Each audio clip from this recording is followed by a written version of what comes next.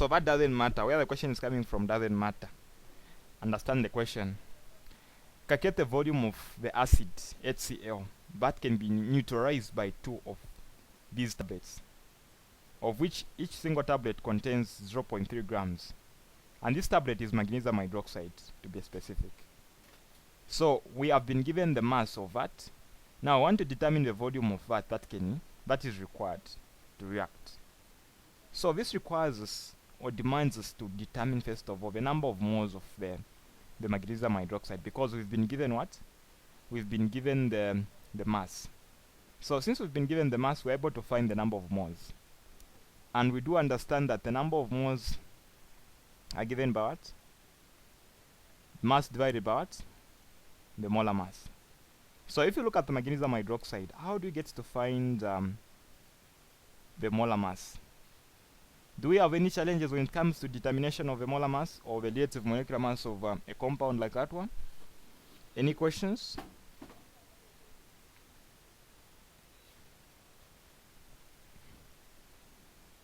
Okay, so it seems there are no questions on that. So if you look at magnesium, approximately, I am having a periodic table, which is the recommended periodic table, which you're even going to use in your tests and your exam. Magnesium is 24 point 24.3, like that. Then plus, so 2 multiplied by what? So we have oxygen, which is 15.994, plus, what else do we have? Hydrogen of 1.008. So that is in brackets. So are we able to find the total molar mass here, which we call the relative molecular mass? Are we able to do that? So get your calculator. I said each time we have class, make sure you have a calculator with you as you get to do your calculation. So what's the answer there?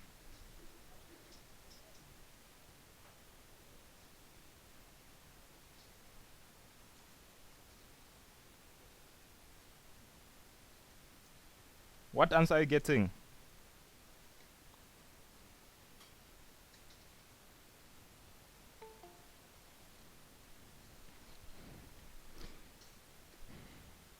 So when you have a class, guys, I did want to interact with you guys. So make sure you are participating. Feel free to unmute yourself and just contribute on what we're saying. So what is the relative molecular mass of magnesium hydroxide that we have?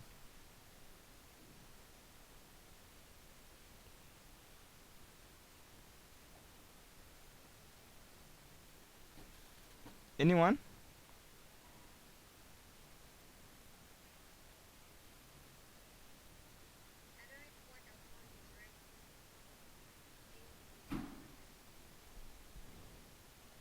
$58.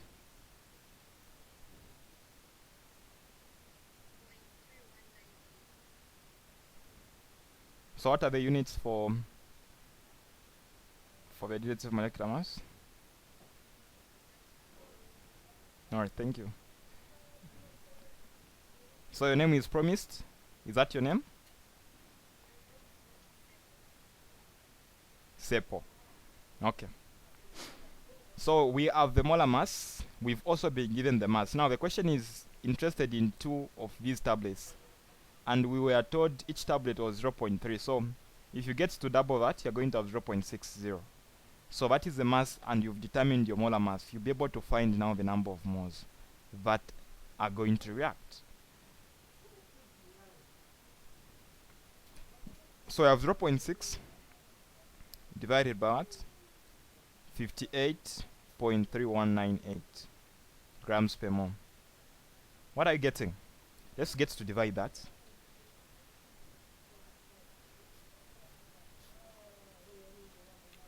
You know, like today, I think one of the students showed up at 13 hours with some questions. I was telling the person to say, you know, when it comes to chemistry, you need to really have to be into it. Like, basically, get to imagine what's happening. Don't just master the formulas and whatnot. it is going to be a very big burden for you to do. So why not just get to understand what's happening and imagine that? It's very interesting. It becomes more interesting that way and you like it.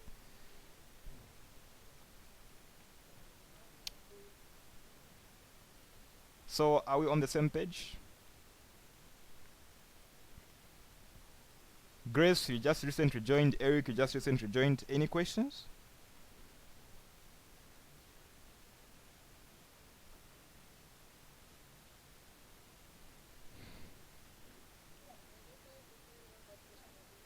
We're answering question 4 from chemistry story sheet 1010 story sheet 2.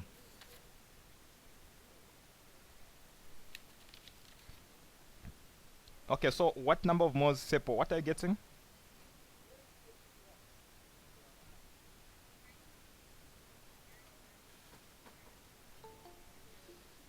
0.01. Mm-hmm.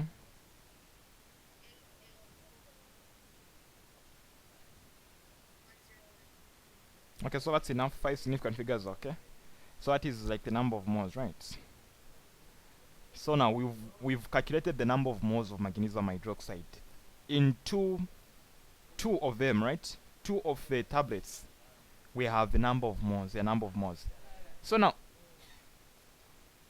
we basically get to look at the cardinal information from the equation that we have, right? So if you look at this equation, you're going to notice that magnesium hydroxide and the hydrochloric acid are in the ratio of 1 to 2, not so. So we're interested in finding the volume. So we do understand that if we are able to find the number of moles of the acid, there is a formula that relates the volume and the number of moles. Not so. So we do understand also that the number of moles is given as a product of concentration and volume as we get to talk about solution stoichiometry, from the fact that we understand concentration to be the number of moles dissolved in what? In a solution, right? Number of moles dissolved in a liter or a volume of a solution. That is what you call concentration. So if you make the number of moles a subject, you get to have this formula. So if you go back to the question, we've been told that 1 molar HCl, right? So what is the concentration? So the concentration is 1. Okay? So what are we trying to find? We're trying to find the volume. So if you make the volume the subject, it's going to be what? Number of moles divided by what? The volume. The fact that you do understand that you have molar concentration, it basically means it's more per liter. So our volume is going to be in liters, whatever we're going to find. So our volume is equal to number of moles over concentration. Sorry. Okay. Any questions on that formula? So now, how are we going to find the number of moles of HCl that are required to react with the calculated number of moles of the magnesium hydroxide? We do understand, we've seen that they're in the ratio of 1 to 1, not so. So magnesium hydroxide compared to the HCl, if you look at the two, they're in the ratio of what? 1 to 2. So 1 to 2. Then for the HCl, what number of moles do we have? That's what we're trying to find. But for magnesium hydroxide, in the two tablets, we've calculated that value there. So it would require us to double the value for us to, because it's in the ratio of 1 to 2. So find the value of x is going to be double what you have, which is going to be what?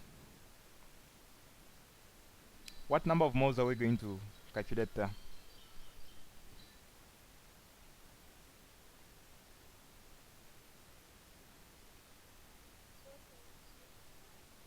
Zero point.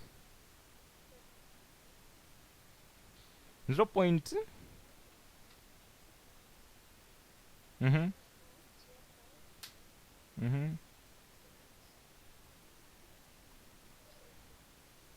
Over what? The volume over the concentration, which is 1 molar concentration. So our volume is going to be in liters. So if you get to divide, what do you get to have there? It's going to remain the same, right? So you'd want to make your, as a scientist, as a doctor, you'd want to make a value appear in something that is going to be make more sense. So multiply by the value there by 1,000. So if you multiply by 1,000, what are you going to have? The point is going to move 1, 2, 3. Oh, just 3 times. So 1, 2, 3. So you basically have 20.576. So what will be the unit since I've multiplied by 1,000 and we are moving from liters? Milliliters, right? So now, if you go back to the question, the cardinal information that we were given, we had how many significant figures? The least number of significant figures that we had. We had approximately like a 20, right? Oh, 2 significant figures. I think that was like, yeah, 2 significant figures. So I wouldn't recommend you to round off the answer to 20, to 21. I don't know. So I'm sure you've gotten your assignment books. What answer were they marking if they marked this question? Were they marking 21 or just 20.6?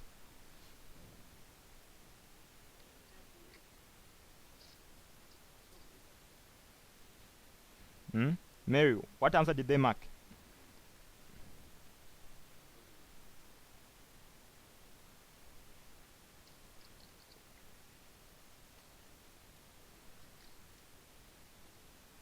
No.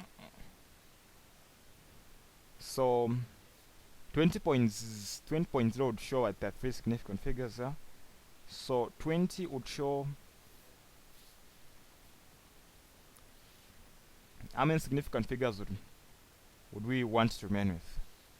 Okay, so approximately the answer can be just 20. 20.6 would make more sense than rounding it off to 21. Okay. So have we understood how we've moved from where we started up to this point?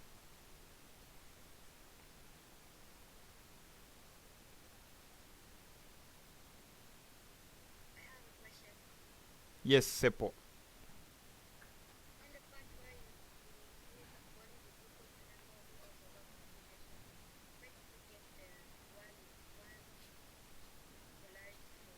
One molar concentration. Who can remember where we got it from?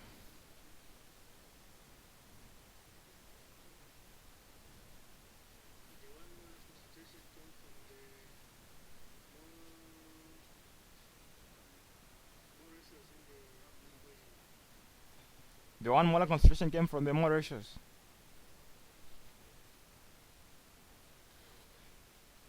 Or it came from the question.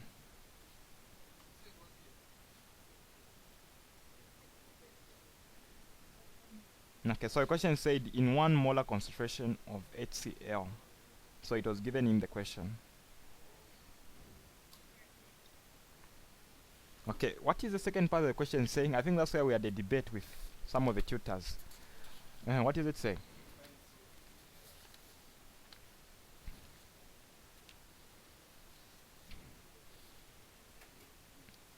Read the question.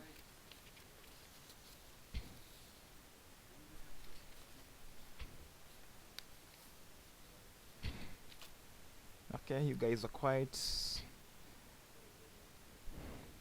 what mass of the salt is formed?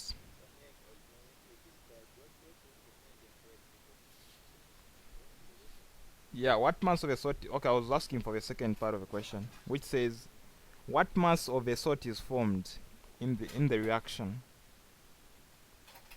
Okay, while others were saying to say, no, just look at a single tablet. Others would say, no, it's like continuing from the first part of the question.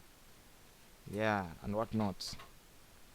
Because basically what we're looking at is, for me, I look at it as to be a follow-up question, but for some of the tutors we are saying it is independent of the first part of the question, which I don't believe. Okay. So, what mass of a salt is formed in this neutralization reaction? So, this question was very confusing. The fact that somebody may wonder what to get to use, but I think it is a continuation from the first part of the question. So, why not just consider it to be 2 tablets instead of a single one? Okay, what mass of a salt is formed? what mass of the salt is formed. So initially you've determined the number of moles of magnesium hydroxide that are reacting. Okay, so now you have a number of moles for magnesium hydroxide there. You're trying to determine now how much of that is going to be produced. Okay, so considering that if you consider two tablets here, you are going to consider the same number of moles that were calculated there, right? So using those number of moles that were calculated, you look at the mole ratios. These are in the ratio of 1 to 1, right? The magnesium chloride, which is our salt, and the magnesium hydroxide are in the ratio of 1 to 1. Not so. So since they're in the ratio of 1 to 1, it implies to say the number of moles that you have for the hydroxide is basically the number of moles that you have for the salt. Okay. So from there, I think I don't see anything that I need to do. Since we have a number of moles, I'm sure we're able to find the relative molecular mass of a salt. Magnesium is 24, the chloride should be 35, somewhere there. So it gets too hard. Of course, double the chloride because we have 2 chlorine atoms there. Then you'll be able to find your molar mass. I'm sure we are very much acquainted with that, not so? Use the molar mass together with a number of moles to find what? The mass. The mass is given as a product of what? The number of moles and the molar mass, not so? I hope you have no challenges with these formulas. If you have, let me know.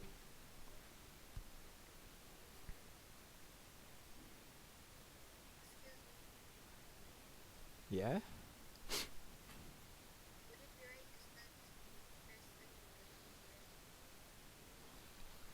Okay, wow, that's a very interesting question. Okay, so now, okay, good. Anyone to respond to that question?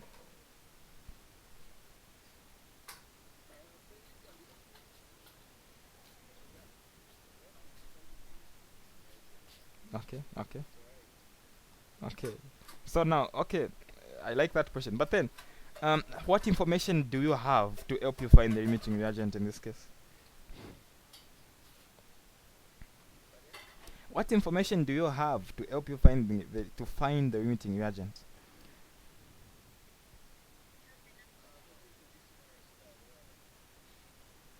Mm-hmm.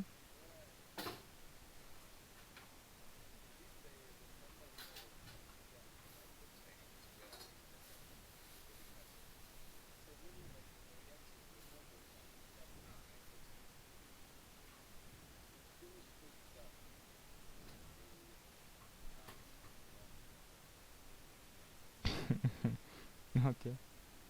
But do you understand that you can use any number? If you try to use any number of moles, you're going to find the same answer. Do you realize that? Do you realize that using HCl or magnesium hydroxide, in this case, you're going to find the same number of moles for the salt?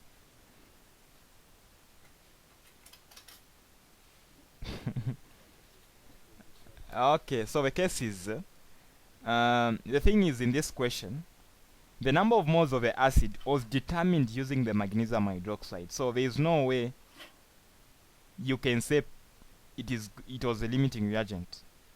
It can't be the limiting reagent because how can I make you understand this question? So the point in this question, to make it easier, is there was no limiting reagent. Why am I saying so? Because if you look at the first part of the question, it is requesting you to say, calculate the volume of the HCl neutralized by 2 of these ingestion. So it's like whatever we are dealing with in this case was used up. That is the assumption. The 2 grams or the 2 tablets were all reacting with the acid. Okay, so we are using these same 2 tablets to determine how much of the acid was going to be neutralized.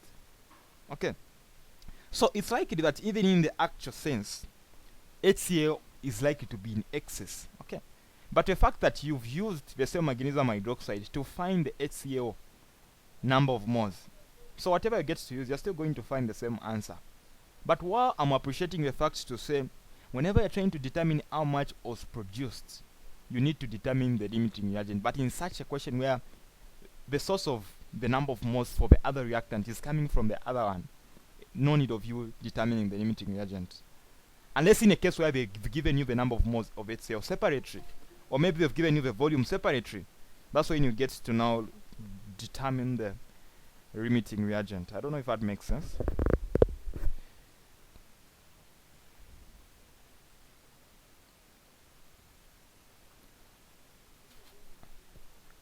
Have we understood or have confused you more?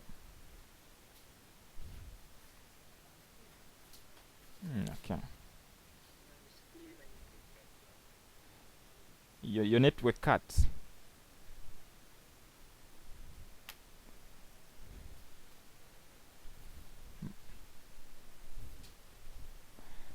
Your network cut. Where are you?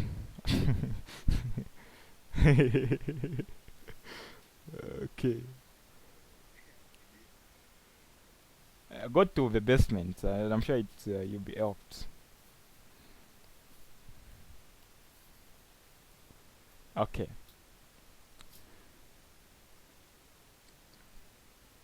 Alright, so I'm sure we've understood. Then just to give you some tips on the last part of the question, which says how many magnesium ions are present in this amount of a salt. So you have your magnesium chloride there. If you try to split it, so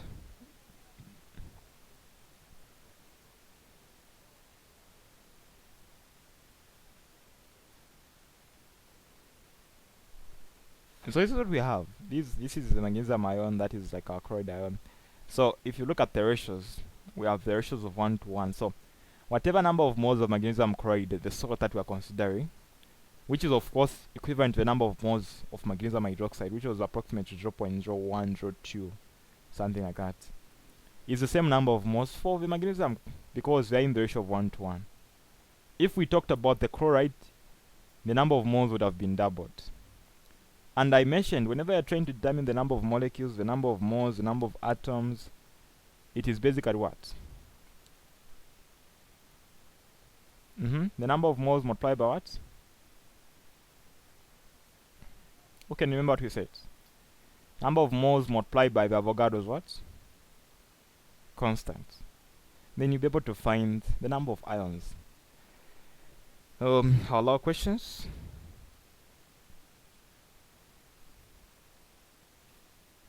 Do we have any questions?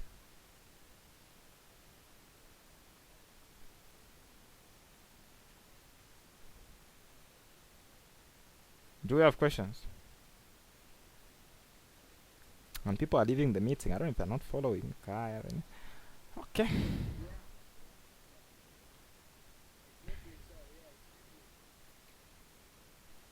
It's a network. Okay, I'm recording the class, so you can check it out at the end. Okay, so Mary, we are done with your question. Maybe one of the question has even left the meeting. Okay. Okay, so basically, like I was saying, if you look at your timetable,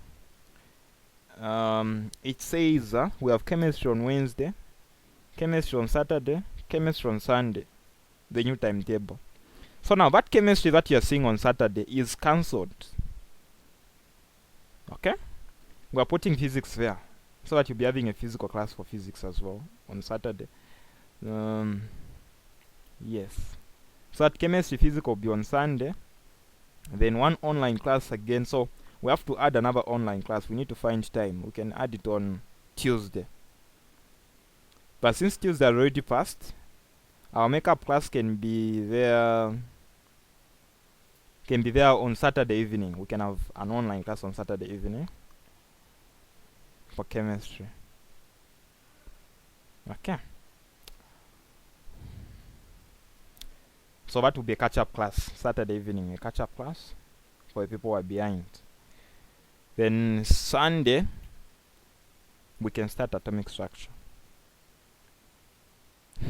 So let's get ready to exhaust now. So now, let's try to look at those who are in the class that is supposed to continue. How basically, I'm sure we've already done the balancing of chemical equations. Do we have challenges there? Last time we met, we had talked about molarity. solution stoichiometry, basically. Do you have questions?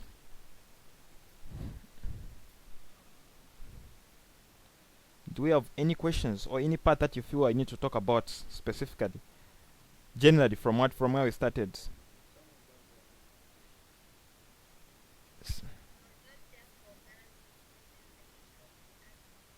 You were not there. When did you pay? You paid on Sunday. So I'm sure you've joined the catch-up class. So I'm saying a catch-up class. Okay. Okay. Who else is saying some of us were not there?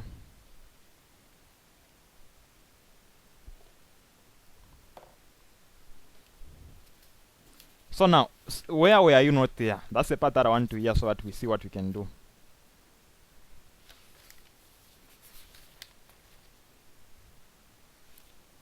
The other time we had class, we had talked about molarity. We had introduced molarity. That was last week. On Sunday, it was just a catch-up. We just had to do a catch-up on Sunday. But in the actual sense, we are talking about molarity concentration. And we talked about it. We talked about dilution and everything else. So, I have heard somebody needs me to talk about balancing of chemical equations. We can talk about that now.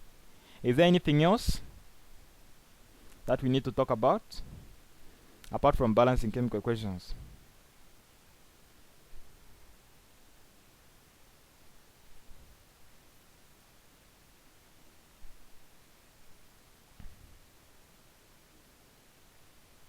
Anything else? Okay. Seems people okay. Lost connection. Wow. Hey. Network is very, very, very, very, very bad.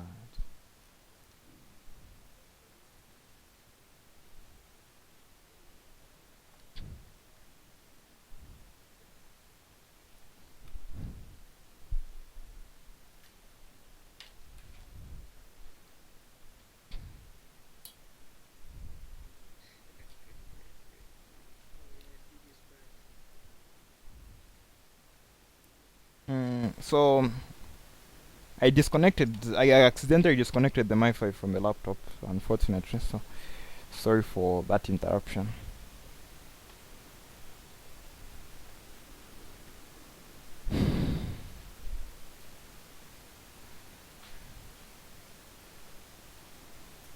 Yeah, so apart from balancing of chemical equations, what else do we need to talk about? That was my question.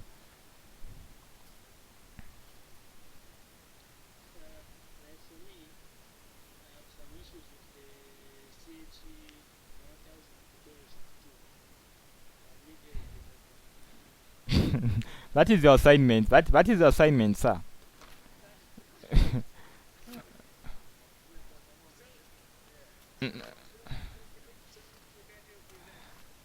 We'll solve after submission. Yeah, solve after submission. Yes. What? Oh, like what question?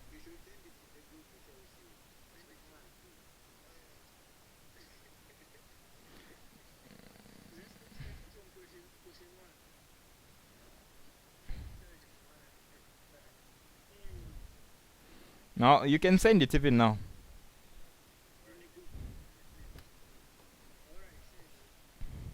Okay, so let me just do one questions on balancing of chemical equations so that we try to review the steps that we are required to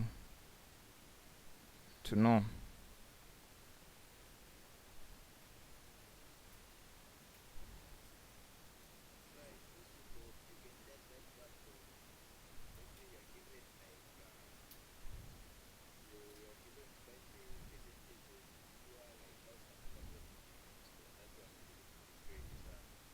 Didn't I answer that question somewhere? I think I made something like a video on that. It means you didn't understand?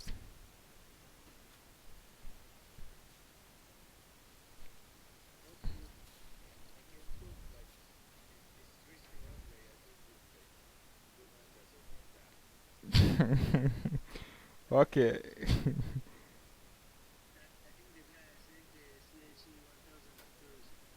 Okay. I think I heard that even the question that we want to solve is also there. Somebody was telling me it's there. Okay, so you can open that, guys. You can open it. Then we see.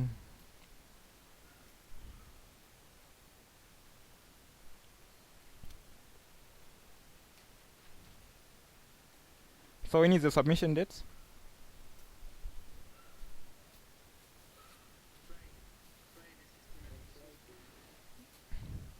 But I'll make sure that you guys don't somehow sleep.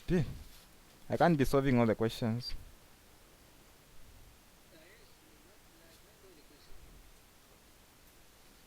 Okay, my notes. Are these notes or these are questions?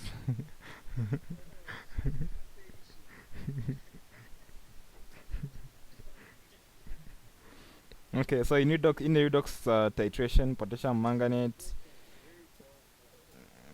standardize using that, and okay, acidified with that. Okay, okay. So we've given you the titration reaction, so you need to balance that in basic media. Okay, so that's basically the question that we are trying to look at now. So question 1 is not even bad, but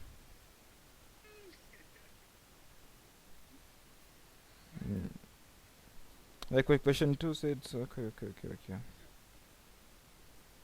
So we are even asking to define some things, yeah? Okay.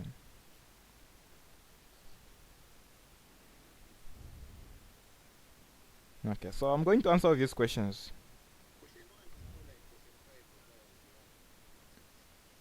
Yeah, it's not very different from that one. So I'll answer all these questions by I'll say by tomorrow morning I'll be done with all these questions. But it's just that we have a match tonight, so otherwise I would have finished tonight. But I need to watch a match.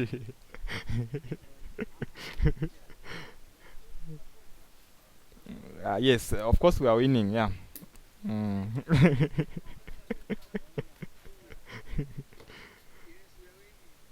Okay. Yeah. So now let me balance this same one that we've been given here to help somebody who is lagging there. Yeah. So we have ion what? Ion 2 reacting with the manganese O4, giving us ion 3. So that ion was actually getting oxidized because of the increase in the oxidation number. So you should be able to identify that. Okay. So I'm sure if you watch the video I think that we came up with was about 40 minutes long on just balancing these equations. And the first step was what? You need to first of all split the given equation into what? Half reactions, not so? So in this case, if you look at the half reactions, you can see that this one is becoming that one, then this one is that one, right? Not so? So we can write these half reactions. So the first one is ion 2 giving us ion what?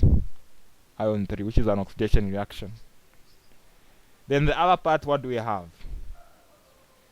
We have that giving us what? That.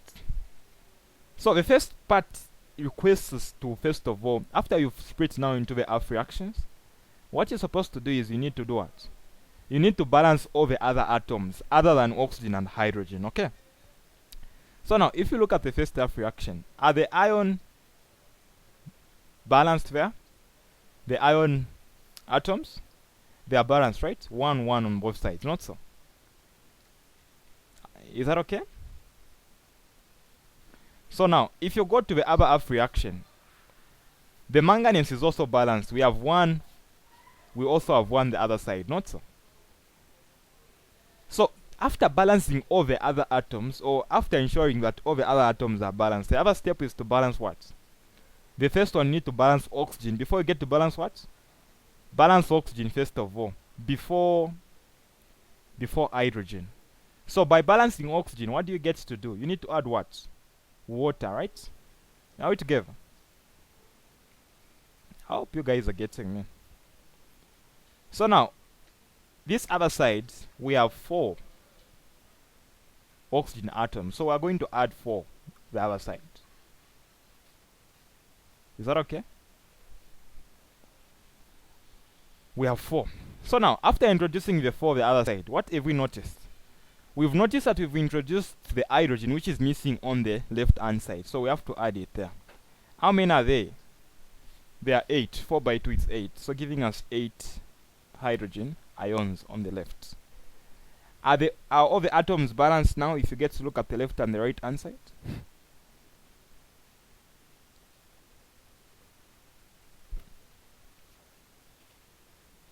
So 1, 1, 4, 4, 8, 8. Okay, so balanced.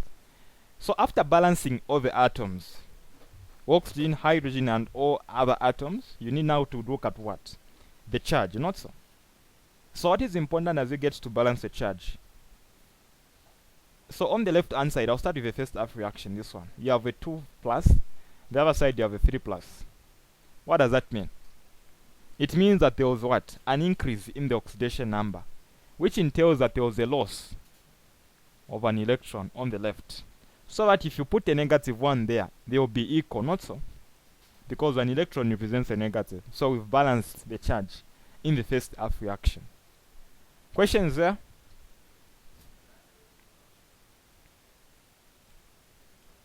Do we have any questions?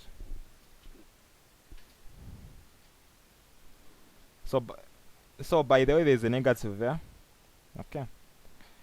So now if you go to the other half reaction, on the left hand side here, there's a negative there, then we have 8 positives. So 8 positives minus a 1 is going to give us what? Positive 7, not so? Then the other side you have a 2 plus. Water doesn't have a charge, so you only have a 2 plus the other side. So you are moving from 7 to a 2, which implies that there was indeed a decrease in the oxidation number, which was a gain in electrons. So how many negatives should you remove from 7 to give you a 2 plus? How many electrons?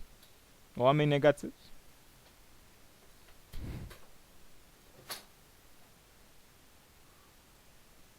How many negatives from 7 to 2 plus? 5 electrons. So we had gained 5 electrons. So 5 electrons. By the way, this is an oxidation reaction. Then the other one is referred to as what? The reduction reaction. This is what we call redox titrations and whatnot. Or redox titration was the other one that we talked about. This is what we call redox reactions, and in fact titration as well. Redox titrations. So you get to look at the oxidation and the reduction reactions. Yes.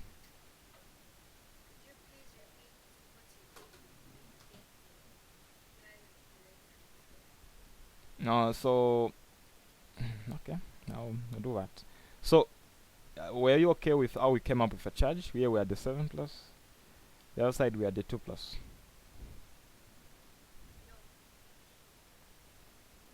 Okay. So we said for the manganese here we had the negative 1, which you can clearly see. Then here you have 8 positives. So 8 positives minus 1 gave us a positive 7.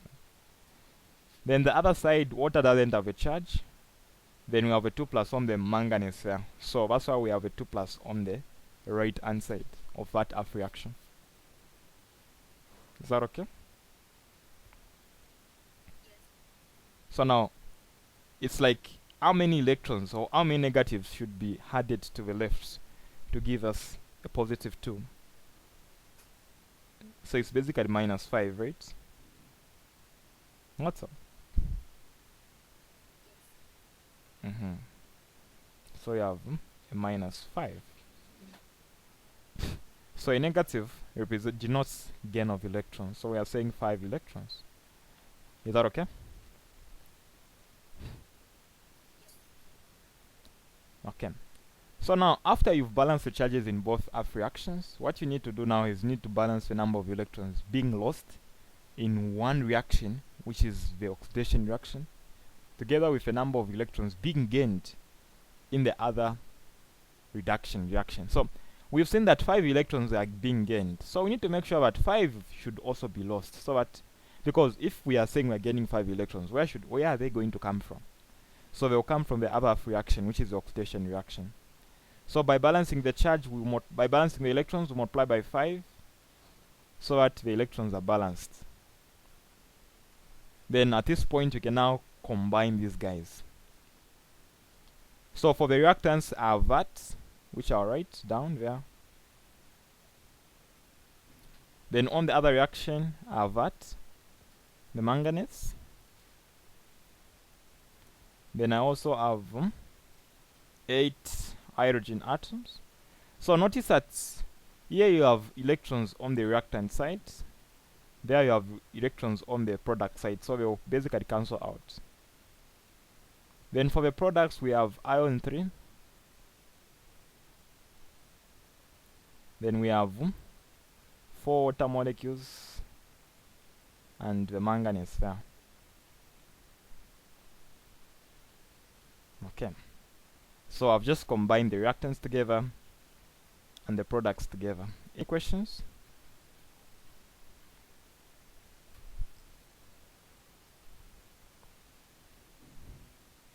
Do we have questions there?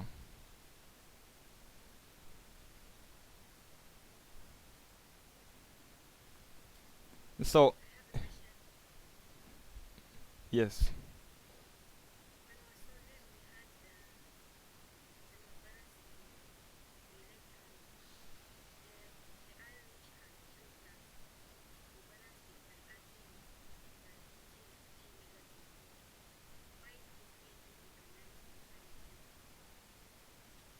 So you're saying we had included the negative there, right? So we had to balance by multiplying by what? So what is your question?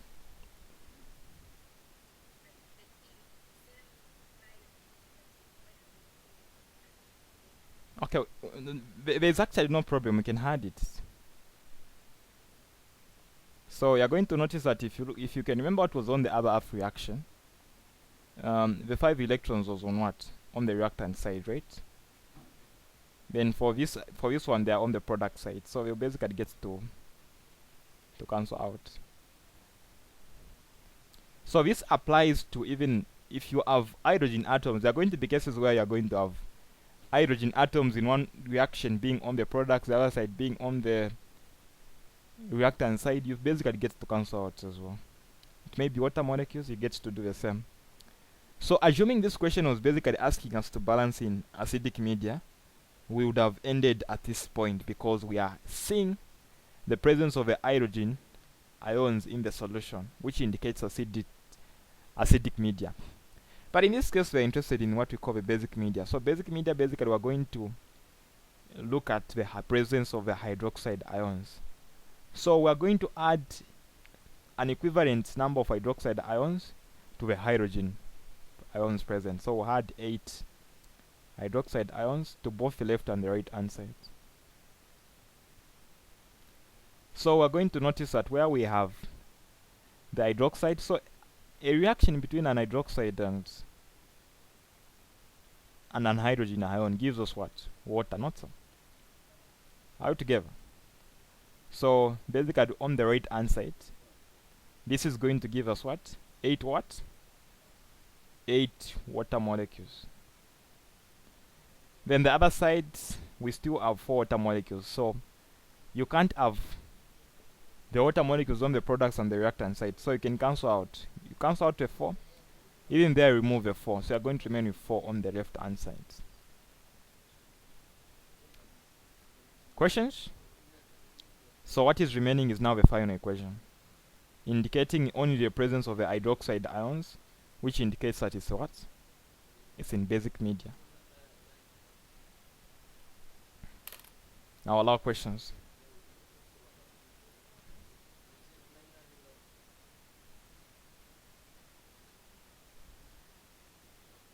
Do we have any questions?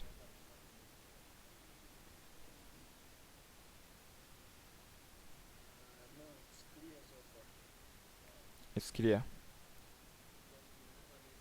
Okay. So I'll send a video with more practice questions on that so that you get to understand better. Okay. So I know I've been given an assignment to help you guys with these questions, so I'll work on the questions. Yes.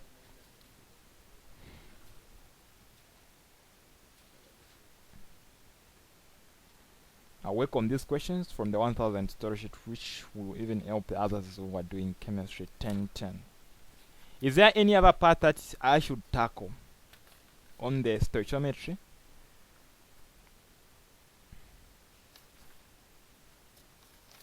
Is there any other part?